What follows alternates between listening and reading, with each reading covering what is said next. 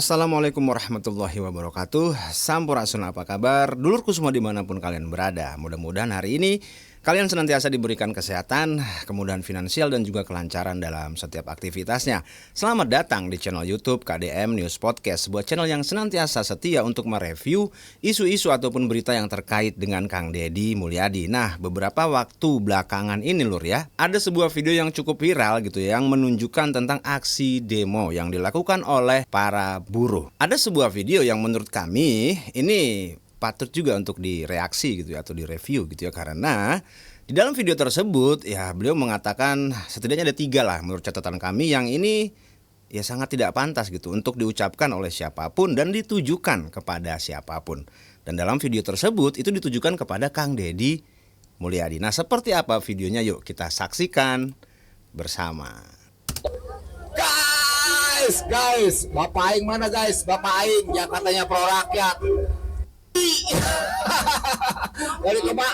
dari kemarin buruh demo ya kan, sampai hari ini nih, sampai malam belum juga ngasih keputusan yang katanya pro rakyat. Ya elah, buat kalian buruh ya kan yang masih terlena dengan pencitraan si gubernur konten, mikir, orang mau mikir. Mana ada dia pro rakyat, yang ada dia itu cuma pencitraan, cuma buat konten. Mikir, buruh sekarang lagi menuntut haknya untuk kenaikan upah 2026. Tapi si KDM Bapak Sia kagak nongol-nongol juga guys. Orang kayak begitu masih dipercaya. Rubuhin gak nih? Gedung rubuhin gak?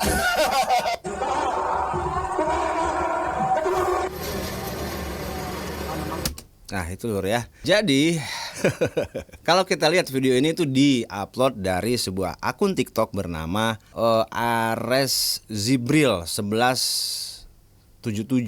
Setidaknya ada 2 ucapan lah ya, atau 3 mungkin. Nah, yang pertama dia mengatakan perkataan yang tidak pantas gitu kepada Kang Deddy Mulyadi ya. Tadi sengaja kami turunkan volumenya karena tidak pantas untuk didengar. Kemudian yang kedua dia mengatakan gitu ya, bahwasanya ada semacam kalimat provokatif ya mungkin ya, apa disebutnya, inilah untuk mengajak orang gitu, mengajak orang menggiring opini gitu, bahwasanya mana nih katanya Bapak Sia nih gitu kan tidak pro rakyat. Yang ketiga, rubuhin juga nih gedung. Nah ya sebenarnya nggak gitu juga kali ya kan. Kan kita harus tahu gitu, yang menjadi tuntutan itu kan adalah gaji gitu ya, gaji mereka. Kecuali ini mereka berdemo yang dituntut adalah kepentingan masyarakat luas.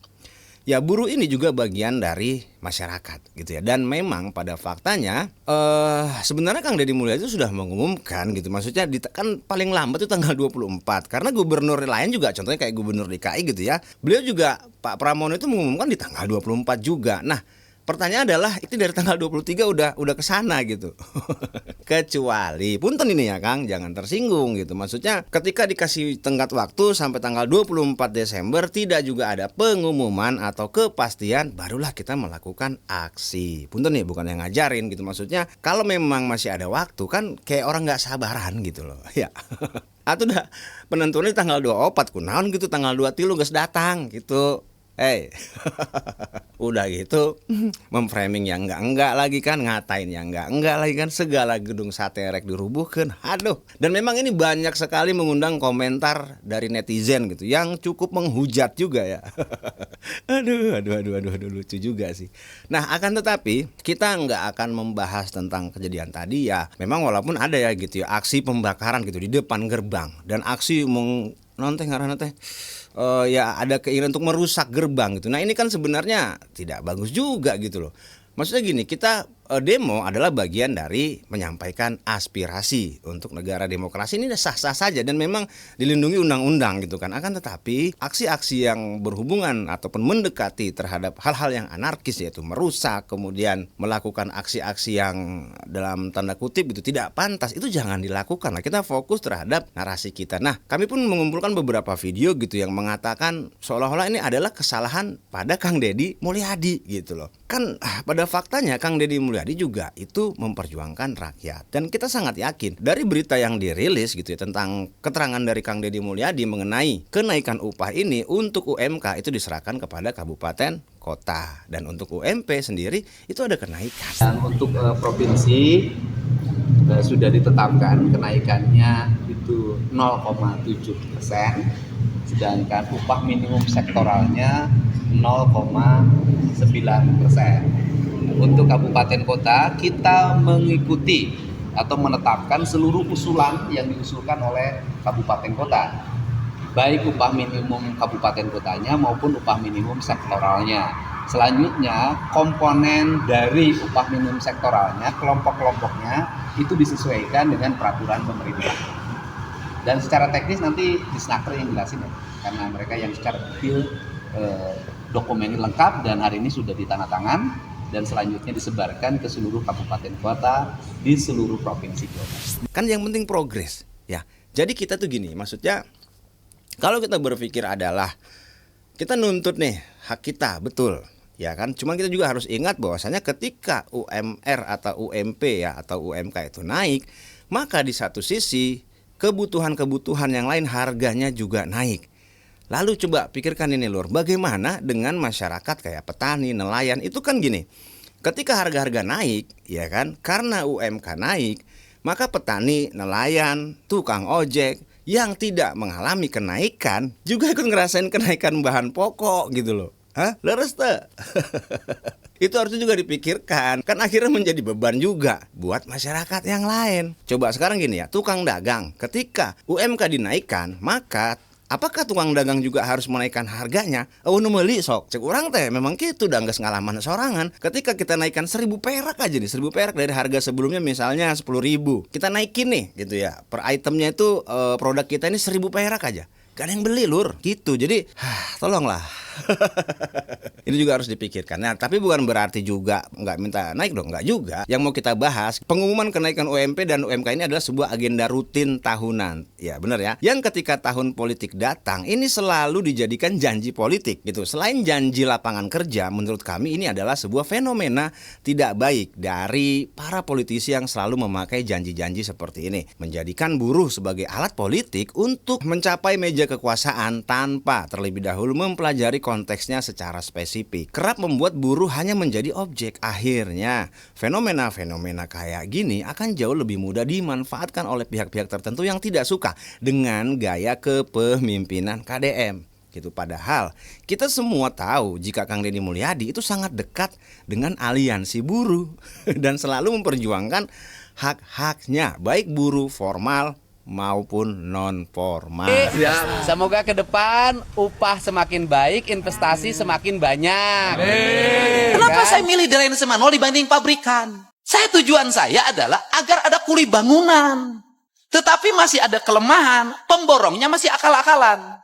Akal-akalan di mana? Kuli bangunan punya akses terhadap asuransi, harus mendapat hak, tidak diberikan. Dan saya ancam semuanya.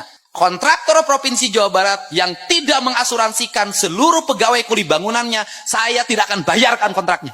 Kita akan memulai memberikan perlindungan kepada para pekerja informal. Dan seperti itu, Kang ojek, sopir angkot, kemudian petani, buruh tani, nelayan. Jadi kalau kita lihat video yang tadi itu maksain. Jadi momennya ini kan karena demonya ke Gedung Sate, dalam hal ini adalah gubernur, walaupun belum waktunya mengumumkan sudah demo duluan. Nah, di situ nggak capruk lah gitu kan, geus naon wae. Dan memang kalau kita lihat akun tadi emang ini semacam entah akun propaganda atau apalah gitu. Intinya dia merasa sebagai oposisi dan selalu mengkritik pemerintah, walaupun kadang-kadang bukan mengkritik sih ya, lebih kepada apa ya Lur, kayak ngece gitu loh, ngece lah gitu. Nah, lalu kemudian kita juga akan sedikit ya membahas tipis-tipis gitu ya, seperti biasa gitu kan. Sampai saat ini profesi buruh itu masih menjadi profesi favorit di negara kita, khususnya di Jawa Barat. Perjuangan pergerakan hak-hak buruh selalu direalisasikan lewat aksi-aksi demo, baik itu skala kecil, menengah maupun skala besar. Nah, ini sebenarnya sangat wajar mengingat ya, pada hakikatnya take and give yang terjadi antara buruh dengan pengusaha. Pengusaha yang terjadi di dalam lingkungan perusahaan kerap tidak sesuai ekspektasi dan malah terkadang jauh dari kata layak. kebanyakan perusahaan itu hanya menghitung nilai dari sisi tenaga dan keterampilan yang berlandaskan target dari perusahaan loh. Ada satu item yang sesungguhnya sangat krusial dan justru ini sangat penting menurut kami gitu, karena tidak akan bisa diputar ulang kembali. Yakni apa? Waktu. Ya, waktu dari setiap buruh yang sudah dialokasikan untuk perusahaan, untuk bekerja di perusahaan sejatinya harus menjadi perhitungan yang memadai dalam menentukan nilai upah. Karena menurut kami tenaga dan waktu adalah sebuah kesatuan yang tak akan pernah bisa dipisahkan. Ya, jadi kalau bisa ke depannya indeks penghitungan gaji jangan cuma tenaga dan skill, Pak. Waktu juga harus diperhitungkan. Karena gini, kalau orang bekerja, maka kan dia akan kehilangan banyak waktunya, ya kan? Dan waktu adalah sesuatu yang sangat berharga. Ketika ini sudah terlewati, maka ini tidak akan bisa terulang kembali atau diputar kembali, oke? Nah, lalu kemudian manakala buruh mulai melakukan hal-hal yang krusial seperti mogok kerja gitu ya, makanya biasanya perusahaan dengan entengnya melakukan PHK massal. Atau jika skalanya sangat besar dan masif gitu kan dan serentak, mereka menutup pabriknya dan pindah entah ke negara mana gitu. Walhasil pengangguran pun semakin bertambah dan pemerintah kehilangan salah satu objek pemasukan dari sektor pajak gitu tentunya. Nah, sebenarnya dari sudut pandang ini kita bisa merasakan ada sebuah sistem yang lemah dalam dunia korporat, yakni ketergantungan pada pihak ketiga, yaitu perusahaan. Mengapa bisa demikian? Ya tentu saja apapun itu yang namanya ketergantungan, apalagi kepada perusahaan swasta asing, oke? Atau bahkan ya lokal sekalipun lah, itu memiliki kelemahan. Ini sangat-sangat tidak sehat. Karena apa? Sebuah korporasi itu memiliki ekosistemnya sendiri lur, dan dia itu dilindungi oleh undang-undang. Oke, artinya adalah apa? Ya ada dinding pembatas yang membuat negara gitu sebagai regulator ataupun buruh gitu ya sebagai elemen dasar produktivitas itu tersandera karena tidak bisa leluasa masuk ke dalam ekosistem yang dijaga itu. Oke, bener nggak? Punten nih kalau memang belum tepat tolong dikoreksi. Ekosistem itu masuk ke ranah hak privasi perusahaan, jadi dapur perusahaan lah. Nah, ini kayak kita kerja pada sebuah rumah, lalu pemerintah juga ada di sana gitu sebagai pengawas gitu kan, nah regulator. Tapi ada satu ruangan di rumah itu yang hanya pihak-pihak yang ditunjuk oleh korporat yang boleh keluar masuk ke sana, bener nggak? Dan ruangan itu dijaga oleh bodyguard bernama undang-undang. Gimana lur? Kebayang ya? Artinya apa? Ya artinya kita harus musnahkan ketergantungan itu dengan membuat korporat sendiri. Kecuali ya memang ini disengaja agar terus berulang dan kerap dijadikan tools politik secara terus-menerus. Padahal kalau ini terus dibiarkan akan ada sebuah lubang besar yang sangat bisa diisi oleh sebuah korporat raksasa yang dimiliki oleh orang per orang yang selama ini kita kasih julukan oligarki. Coba lu renungkan ya kan. Lucu nggak? Lucu banget sih ya. Nah, untuk menghilangkan ketergantungan itu, maka negara sebagai regulator dan seharusnya memiliki hak dan wewenang penuh sih. Ya ini karena bodyguard oligarki yang bernama undang-undang itu masih bisa dirubah bentuknya melalui legislatif harusnya. Nah, terkecuali memang ada kesepakatan ya di antara mereka, yaitu beda cerita. Kami coba adopsi yang paling sederhana aja deh dan udah terbukti yaitu negara Tiongkok, oke? Dulu ya pada waktu itu Tiongkok dengan demografi penduduknya yang melimpah sengaja membuat regulasi upah murah. Nah, agar korporat-korporat raksasa mau bikin pabriknya di sana. Akhirnya masuklah Apple, Foxconn, dan lain-lain. Mereka adalah korporat raksasa asal Amerika yang notabene harusnya, ya kalau mereka benar-benar cerdas nih, ya ini tuh sebenarnya sebuah jebakan kan gitu. Karena tergiur gitu dengan upah murah ya, regulasi upah murah dari pemerintah Tiongkok, tanpa mereka sadari pemerintahan Tiongkok itu ketika mereka masuk nih ya, perusahaan-perusahaan kayak Apple, kayak Foxconn, itu membuat sebuah operasi shadow lur. Operasi shadownya bagaimana? Jadi pemerintah Tiongkok itu mengambil ataupun lebih tepatnya apa ya, mencuri lah dengan memasukkan agen-agen pemerintahan mereka ke dalam perusahaan menjadi penyusup, ya pura-pura bekerja di sana, tapi mengambil racikan ataupun ramuan dari produk-produk yang mereka produksi. Oke, dan mereka wajib lapor gitu kepada pemerintah. Akhirnya pemerintah Tiongkok ya itu mampu meniru produk-produk itu gitu dengan kualitas yang sama, akan tetapi ya mereka jadi tahu biaya produksinya itu berapa. Bahkan kami pernah dengar gitu dari sebuah podcast, dia mengaku pernah bekerja di perusahaan, di salah satu perusahaan di Cina. Dia mengatakan produk yang dijual di Indonesia di atas 20 juta itu biaya produksinya cuma 800 sampai 1,5 juta doang gitu loh. Ya inilah gaya kapitalis untuk menguasai uang kita. Sok bayangkan, orang geus capek-capek gawe gitu kan, podcast sangka bool-bool, geus gajian mah orang ngumpulkan saeutik 1 juta 2 juta unggal bulan teh. Begitu geus menang duit 25 juta orang belikeun sebuah produk anu hargana 20 juta leuwih, ternyata eta produksinya tibang 1,5 juta sok. Aduh aing. Kacau. Nah, kemudian ketika pemerintah Tiongkok ini sudah berhasil membuat cloningan produknya, Lur, akhirnya pemerintah Tiongkok itu berhasil membuat skenario yang fair kepada rakyatnya. Jadi di situ perusahaan itu ditodong. Sekarang gini, kalian harus naikin gaji warga kami yang bekerja gitu kan di perusahaan kalian. Pemerintah Tiongkok kan akhirnya jadi tahu gitu berapa rahasia perusahaannya gitu dengan melalui agen-agen yang mereka letakkan ke dalam perusahaan. Nah, akhirnya ketika perusahaan ini mengelak, ya udah gampang. Kalau mereka cabut nih dari Tiongkok, Tiongkok membuat perusahaan sendiri dengan kualitas yang sama, akan tetapi harga jual ke pasaran itu jauh berbeda. Sok, cerdas ya. Kira-kira nih bisa nggak menguasai? Dan bisa, dan yang paling penting adalah mereka sudah berhasil menghilangkan ketergantungan terhadap perusahaan asing. Nah, pemerintah Indonesia siap untuk melakukan koskio, sok.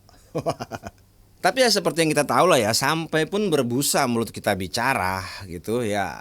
Walaupun mungkin ada di antara pemerintah kita yang sudah tahu rumusan ini, rumus canggih kayak gini ya kan, racikan yang oke gitu. Tapi tetap aja nggak akan dibuat-buat gitu. Ambung ribet. Ya terbukti sampai dengan detik ini kita sama sekali nggak punya yang namanya motor nasional dan mobil nasional. Mobil nasional yang terakhir itu hanya sekedar prank yang nggak jelas dan dijadikan kendaraan politik. Ini sebuah keseriusan yang harusnya bisa menjadi perhatian bersama, karena sudah banyak sekali ya, kita bicaranya yang paling simpel dulu lah ya, seperti motor dan mobil nasional dulu lah.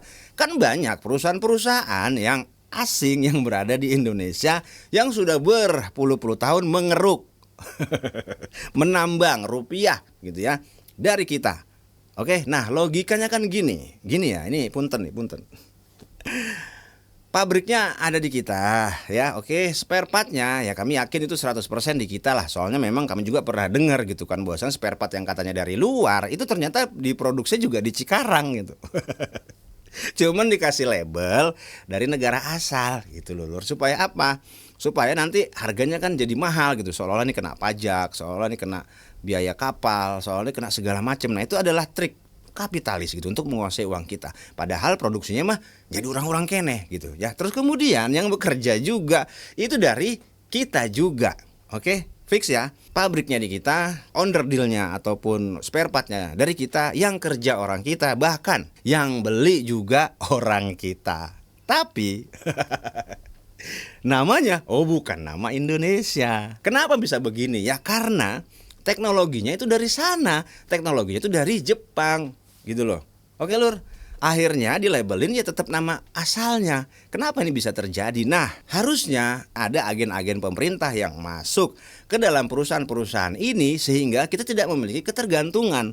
Kalaupun ya syukur-syukur ada keterbukaan gitu ya, kita fair-fairan. Oke, kamu boleh di sini selama berapa? 30 tahun, 40 tahun. Akan tetapi selama 40 tahun kalian memiliki kewajiban untuk mentransfer 90% atau bahkan 100% teknologi yang kalian miliki kepada anak bangsa. Karena gini, ketika negara membuat pabrik dengan skala yang sama gitu, dengan model yang sama, dengan kualitas yang sama terhadap salah satu pabrik yang sekarang berdiri yang memproduksi banyak kendaraan, ya nggak jadi masalah gitu loh. Nanti kan akan bisa diatur regulasinya, mobil merek A dijual harganya 300 juta. Nah, mobil merek B yang buatan Indonesia yang dikelola oleh orang Indonesia itu juga harganya samain gitu. Akan tetapi kita kehilangan ketergantungan dari skala penerimaan tenaga kerja kan bertambah, dan yang paling penting adalah negara Indonesia sudah menghilangkan ketergantungan terhadap perusahaan asing. Jadi harus berani, harus ada win-win solution, harus ada keberanian untuk mengatakan ini terhadap pihak swasta gitu. Kalau memang serius mau menanggulangi pengangguran dan kalau bukan menjadikan pekerja pekerja ataupun buruh sebagai alat politik semata. Oke, punten ya Pak. Bukan yang ngajarin ini mah. Lalu kami juga memiliki sebuah pandangan gitu yang kami adopsi dari pengalaman kami pribadi. Nah, yaitu secara psikologi, otak manusia akan cenderung merasa bisa dan biasa dengan sebuah rutinitas itu setelah 5 tahun lur. Nah, jadi amun cek urang mah geus lihai lah gitu. Tapi untuk peningkatan kemandirian SDM ini sangat buruk karena dampaknya adalah nanti setelah selesai usia produktif dan perusahaan sudah tak lagi membutuhkan tenaga kita gitu ya karena sudah dinilai geus kolot, maka kita akan menghadapi sebuah kebingungan hebat dalam mengurai kebiasaan yang udah lebih dari 5 tahun atau bahkan berpuluh-puluh tahun lur gitu. Nah, karena udah terbiasa pagi berangkat gitu kan jam 7 absen terus kerja gitu dengan format template. Misal job desk-nya ya bagian motong nih di tempat dia bekerja, ya udah terus gitu aja motong tiap hari selama berminggu-minggu, berbulan-bulan, bertahun-tahun bahkan berpuluh-puluh tahun. Kemudian begitu jam 12 ya baru boleh makan siang gitu. Padahal ngaranna laparnya kudu dahar. Nya kumaha teu loba bangsa urang anu boga penyakit lambung. Geus lapar gitu kan masih jam 10 kene tapi geus lapar. Aduh, tapi teu bisa dahar, kudu dahar teh kudu jam 12 wae. Akhirnya nahan lapar. Nya geus penyakit lambung atuh. Kemudian lanjut gawe gitu sampai jam 4. Baliknya karena lelah ya jam 8 atau jam 9 tidur. Besok gitu lagi Sabtu dan Minggu itu libur. Oke, wah pada senang kan. Nah, peda jenung geus gawe ti Senin tepi ka Jumaah. Tungtungna ulin kanggon tiis gitu. Pergilah ke tempat wisata, healing lah mun ceuk budak ayeuna mah. Jadi yang namanya healing itu kan butuh apa? Duit. Oke. Nah, ya tenang kan dapat gaji. Oke, jadi akhirnya karena udah capek seminggu kerja, kemudian berangkatlah healing pakai uang yang diterima dari bekerja tadi yang dalam bentuk gaji. Kan gitu kan rotasinya. Leres teu? Bener nggak? Kira-kira ya aya nu aneh tuh sih. Ari kos kieu mah kira-kira sarua jeung wadul teh sih. Coba sok. Jadi orang capek gawe, kemudian begitu capek orang healing, orang mangkat nggon wisata, orang ngaluarkan duit orang anu menang ti orang gawe, orang menang gaji, orang pakai jaker healing. Nya kitu we terus kan. Coba kira-kira aya nu aneh henteu? Oke lur, punten ya. Nah jadi gitu lur, ternyata kegiatan template yang dilakukan lebih dari 5 tahun itu akan membuat kita sulit untuk melepaskan kebiasaan itu. Akhirnya kan masuklah kita ke dalam sebuah fase kebingungan. Mau kerja lagi geus kolot gitu kan, sudah tua. Terus akhirnya kita mau usaha juga, ya usaha apa? Nah ini pengalaman kami pribadi ya, banyak sekali teman-teman kami yang ketika dia itu selesai masa pensiun kemudian mendapatkan pesangon, lalu dia antara dua nih, satu uangnya tuh habis karena dipakai untuk kehidupan sehari-hari gitu kan, dan nggak dalam waktu lama lah, cuman sebentar aja itu habis ya, katakan dia dapat pesangon 200 juta, itu dipakai kebutuhan sehari-hari. Nah akhirnya bangsa 2-3 tahun itu uang udah habis. Sementara pekerjaan untuk mendapatkan uang lagi itu sulit.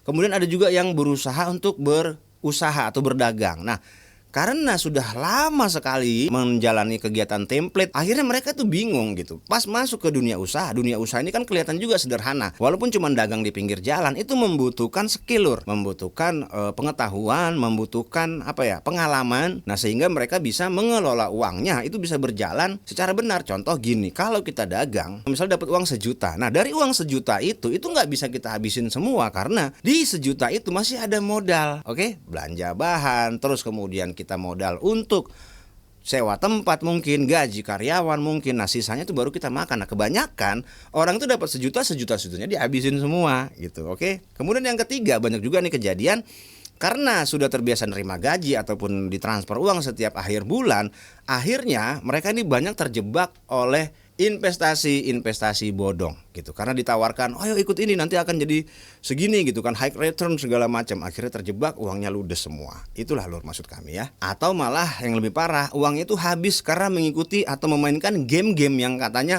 itu bisa mendapatkan return yang besar. Ya banyak kan gitu yang dari HP yang uangnya itu ternyata di store ke Vietnam sana.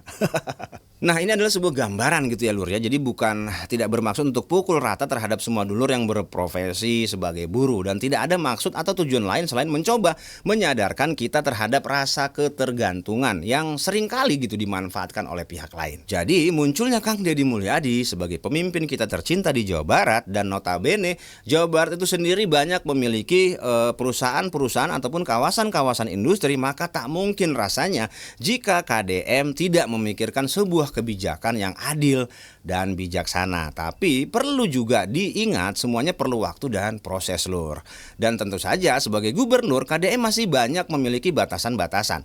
Menjadi seorang pemimpin itu nggak mudah lur ya. Nah kadang kalau kebijakannya memihak dan berat sebelah itu akan jadi nggak adil dong. Sementara kita paham betul gaya kepemimpinan Bapak Aing sangat memprioritaskan keadilan kepada semua pihak, karena beliau sadar betul apa-apa yang kita kerjakan di dunia akan diminta pertanggungjawabannya kelak di akhirat. Jadi Kang Deddy Mulyadi adalah representasi dari hiji oge mau sejen moal ngantep bebaturana lempang nyalira. Mungkin gitu dulu untuk video kali ini. Sebelumnya kami mohon maaf apabila ada data, fakta, narasi maupun opini yang masih belum tepat. Video ini dibuat sengaja untuk membangkitkan kesadaran kita agar segera meninggalkan ataupun mencari solusi ketergantungan kita terhadap pihak ketiga, ya ini oligarki. Mudah-mudahan ini bermanfaat, dan buat lur semua yang ingin berkomentar sok mangga silakan berkomentar, akan tetapi tetap dijaga komentarnya untuk selalu baik dan juga bijak. Sampai jumpa di video selanjutnya, kami undur diri dulu. Assalamualaikum warahmatullahi wabarakatuh. Hatur nuhun.